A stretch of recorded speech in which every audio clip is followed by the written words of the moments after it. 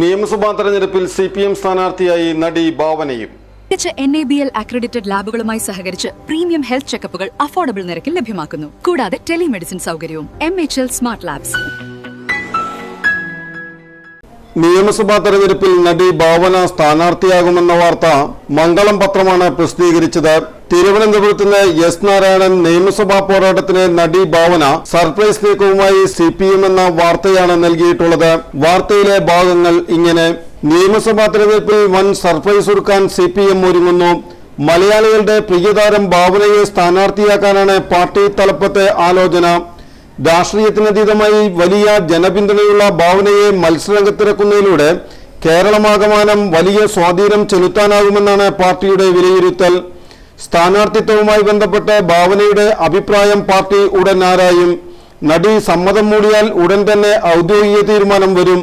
ഇക്കാര്യത്തിൽ നിലവിൽ സിപിഎം ഔദ്യോഗിക പ്രതികരണം നടത്തിയിട്ടില്ലെങ്കിലും വരും ദിവസങ്ങളിൽ നടിയുമായി ആശയവിനിമയം നടത്താനാണ് തീരുമാനം. മുൻ MLA ഐഷ പോറ്റി സിപിഎം വിട്ട് കോൺഗ്രസിൽ ചേർന്നിരുന്നു. ഇതിനെ വിസ്മയമെന്നാണ് കോൺഗ്രസ് വിശേഷിപ്പിക്കുന്നത്. അതിലും വലിയ വിസ്മയം ഒരുക്കുമെന്നാണ് സിപിഎം കേന്ദ്രങ്ങൾ അനൌദ്യോഗികമായി പറയുന്നത്. ഏറ്റവും സുരക്ഷിതമായ മണ്ഡലം തന്നെ ഭാവനയ്ക്ക് നൽകണമെന്നാണ് പാർട്ടിയിലെ പൊതുധാരണ.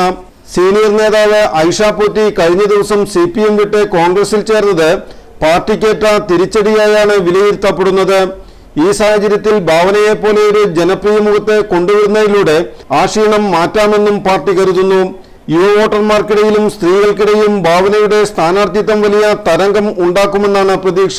അന്തിമ തീരുമാനം ഭാവനയുടേതാകും. മുഖ്യമന്ത്രി പിണറായി വിജയൻ സംഘടിപ്പിച്ച വിവിധ ചടങ്ങുകളിൽ ഭാവന അതിഥിയായി എത്തിയിരുന്നു. മുഖ്യമന്ത്രി ഒരുക്കിയ ക്രിസ്മസ് വിരുന്നിലും മുഖ്യ അതിഥി ഭാവനയായിരുന്നു. വിവിധ സാമൂഹിക വിഷയങ്ങളിൽ താരം ഉയർത്തിപ്പിടിച്ച നിലപാടുകൾക്ക് ഇടതുപക്ഷം വലിയ പിന്തുണയാണ് നൽകിയിരുന്നത്. മുഖ്യമന്ത്രിയുമായി വലിയ അടുപ്പവും ഭാവനയ്ക്കുണ്ട്. ഈ സാഹചര്യത്തിൽ ഭാവന മത്സരിക്കാൻ സമ്മതം മൂളുമെന്നാണ് പിണറായിയുടെയും പ്രതീക്ഷ. ഭാവന ക്രിസ്മസ് വിരുന്നിൽ പങ്കെടുത്തത് മന്ത്രി വി ശിവൻകുട്ടി തന്റെ ഫേസ്ബുക്ക് പേജിലൂടെ ആഘോഷമാക്കിയിരുന്നു. നടൻ മുകേഷ് അടക്കമുള്ളവരെ ഇത്തവണ സിപിഎം മത്സരരംഗത്ത് നിന്ന് മാറ്റി നിർത്തുന്നതും മറ്റുള്ളവർക്ക് അവസരമൊരുക്കാനാണ്.